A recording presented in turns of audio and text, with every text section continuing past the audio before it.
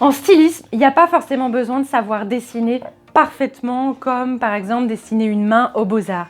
De temps en temps, c'est vrai que ça aide pour recomprendre un petit peu la morphologie de l'être humain, mais sinon, sachez qu'il n'y a absolument pas besoin de savoir dessiner par cœur un vêtement. Alors du coup, ça veut dire que vous pouvez partir dans tous les styles qui vous plaisent.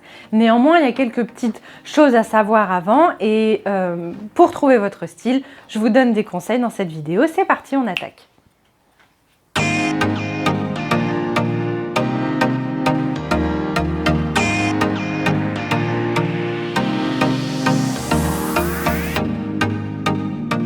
Alors, trouver son style, par où commencer? Déjà, il y a une chose à savoir, c'est que dans les reportages, vous voyez le créateur faire un joli dessin qui ensuite est envoyé à l'atelier, où la modéliste galère pendant bien 5 minutes à essayer de comprendre ce qui est en fait pensé, parce que le croquis est trop simple, en fait.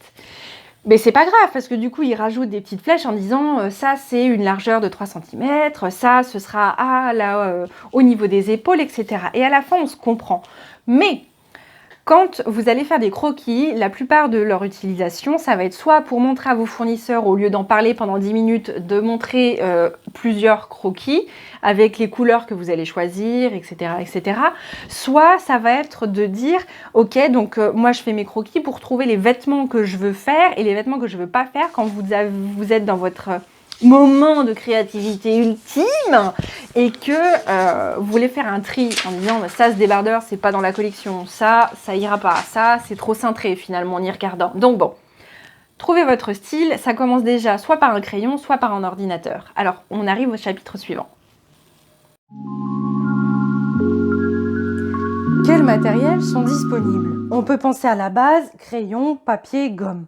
Mais peut-être qu'il y en a qui instinctivement préfèrent avoir l'ordinateur, la souris et un logiciel, que ce soit Illustrator, Paint, Photoshop. Ça peut être aussi des magazines, on découpe, on colle et ça fait une inspiration, une silhouette. Ça peut être aussi sur un grand carnet A4 ou A5 avec de l'aquarelle, avec du fusain, avec des pastels. Bref, déjà là, vous voyez, vous pouvez avoir votre propre style et aussi utiliser la matière qui vous plaît le plus. Ou alors, vous pouvez carrément faire un mélange de tout, c'est-à-dire commencer avec un papier crayon, scanner et faire un découpage de magazine sur Photoshop. Bref, vous voyez déjà là, il y a plein de possibilités.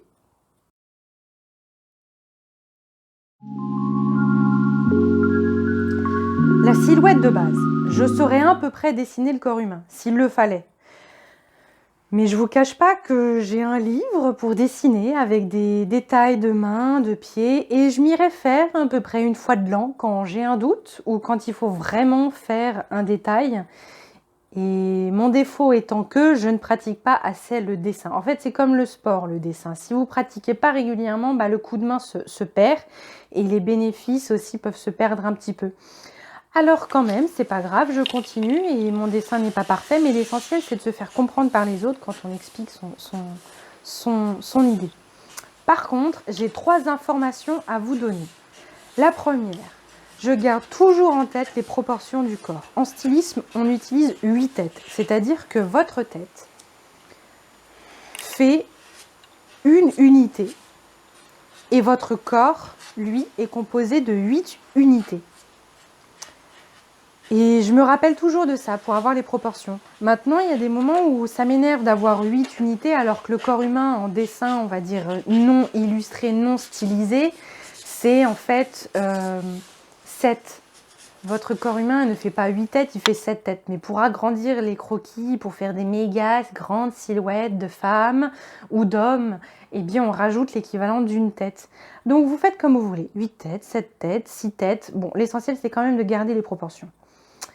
Quand je fais un croquis très rapide, je ne fais que la moitié pour me rendre compte de ce que ça peut donner. Alors je sais que c'est bizarre, moi je fonctionne comme ça, d'autres ne fonctionnent pas du tout ainsi, mais voilà, un cas concret que tant qu'on se comprend, c'est l'essentiel pour faire les croquis.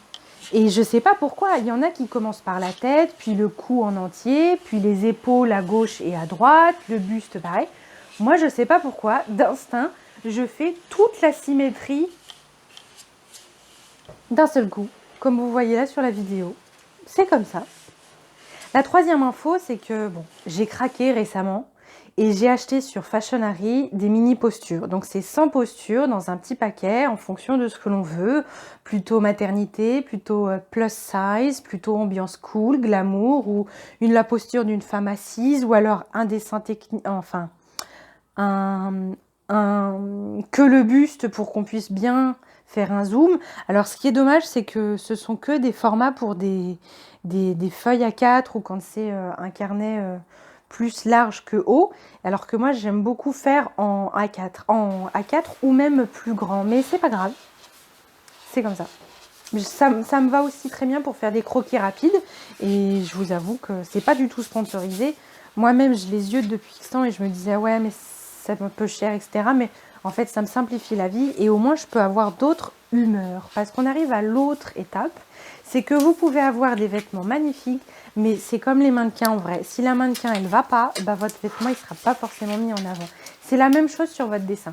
Vous pouvez très bien faire un dessin où vous n'êtes pas du tout bonne pour maintenir votre crayon, bien gommer, trouver les traits, mais si vous trouvez la bonne posture qui magnifie votre vêtement, et bien tout colle. C'est-à-dire qu'on se dit ok, bah ma jupe elle est faite pour une fille qui aime beaucoup bouger, qui a le vent souvent avec elle dans les cheveux, ou alors c'est une femme qui bosse, qui peut-être est souvent assise, bref. Voyez des postures qui peuvent mettre en situation et qui du coup favorisent la compréhension du croquis. Tout simplement. La raison pour laquelle j'ai acheté ce Fashionary, c'est parce qu'il y a 100 postures. Et en fait, parfois je me dis, il vaut mieux ne pas forcément bien savoir dessiner, mais trouver la bonne posture qui correspond à l'humeur qu'on veut dégager de notre collection. Et ça me facilite la vie. Du coup, par exemple, j'ai des postures, quand c'est une robe un peu glamour, et ben, je vais faire une femme qui a un petit peu de dos, un peu comme les stars qui sont sur Cannes, par exemple. Si c'est du sportswear, ça sert à rien de faire cette posture-là dans mon croquis. Il vaut mieux que je fasse une femme qui court, qui est un peu plutôt combattante, peut-être, à moins qu'elle fasse du yoga. C'est pas encore les mêmes postures.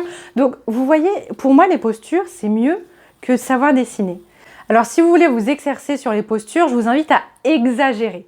Par exemple, vous êtes, au lieu de faire une silhouette droite, et ben vous pouvez très bien dire, ok, je vais exagérer ma silhouette, mais au lieu de faire comme ça, et ben je vais exagérer et je vais faire comme ça. Alors vous promenez pas tous les jours comme ça avec un déhanché de malade, je le conçois, mais pour que vous puissiez bien comprendre comment mon épaule là, elle est un peu penchée, comment là mes hanches, elles font, vous voyez, j'ai une hanche qui est quand même plus haute. J'ai ma taille qui est là et j'ai mon autre taille qui est là. Donc si vous tracez un trait, je suis quand même pas très droite. Donc c'est plein d'astuces comme ça. Et si vous exagérez les silhouettes, ça peut vous apprendre 2-3 coups de très rapides. Oui, alors comment je peux trouver quand même mon style? Eh bien vous allez voir qu'à force de faire, vous allez avoir un coup de main. Et en fait, ce coup de main, par exemple, moi je sors de ma zone de confort une fois dans l'année, je me dis ok, il y a des illustrateurs qui me plaisent bien, que ce soit à travers des livres, parce que moi j'aime les livres, mais vous pouvez très bien aller sur Pinterest et faire votre propre tableau d'inspiration avec des illustrateurs qui vous plaisent ou qui justement ne vous plaisent pas, mais pour sortir un peu de votre zone de confort et apprendre encore d'autres techniques, eh bien prenez-les. Alors un exercice que je fais, c'est que je prends 10 illustrateurs ou 10 illustrations qui me plaisent ou ne me plaisent pas, mais enfin j'y trouve quelque chose d'intéressant. Et ensuite, je ne vais pas forcément refaire toute la silhouette. Si je me rends compte que ce qui me plaît, c'est vraiment juste la façon dont le visage a été dessiné, et ben je fais juste un focus sur le visage et là j'essaye tout simplement d'imiter. Et en imitant, je vais me rendre compte que ça me plaît pas, ça c'est pas mal, ça c'est un truc rapide. Le croquis, je trouve que ça dégage bien si je veux faire une collection sportswear ou ce serait pas mal comme astuce pour faire peut-être pour les enfants ou pour donner un esprit estival. Tout ce qui vous passe par la tête. Donc, 10 silhouettes. Alors, je vous vois venir en disant oui, mais j'ai enfin fini mon croquis et j'ai foiré l'œil sur le visage de mon croquis. Et vous êtes, oh joie, heureux de devoir refaire ce croquis puisque vous aimez tant dessiner encore et encore. Sauf que non, je vous assure que même les personnes qui sont en 3e année, quand elles font la tête en dernier, elles espèrent ne pas avoir un petit trait qui fasse défaut. Parce que oui, il y a des traits, quand vous rajoutez 1 mm et que vous faites un sourire, et que sur ce sourire, vous rajoutez un petit coup de crayon qu'il fallait vraiment pas, le sourire devient un homme déprimé ou une femme déprimée, et il faut devoir regommer et refaire. En fait, ça vous énerve et du coup, vous trouvez plus, et en fait, vous finissez par gribouiller ce visage. Et vous refaites le dessin.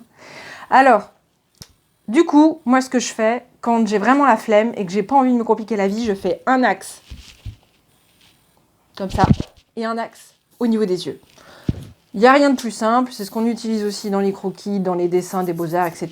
C'est la nature qui est comme ça, on a une symétrie ici, et on a l'axe des yeux avec le cerveau. Bref, ça marche à tous les coups.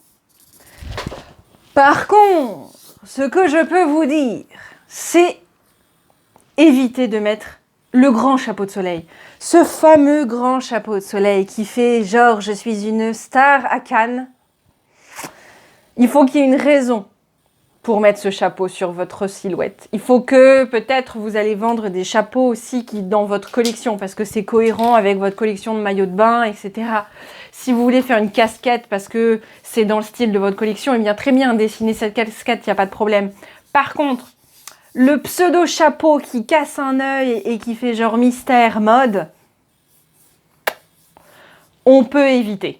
Voilà, parce qu'en plus de 1, si c'est pas cohérent avec votre collection, et de 2, ça va tasser votre silhouette et ça ne marche plus. Voilà.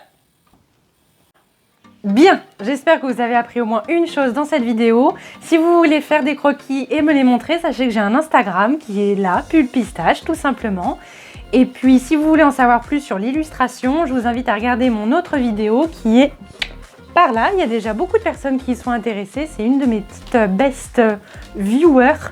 Et je vous souhaite une excellente journée. Ciao!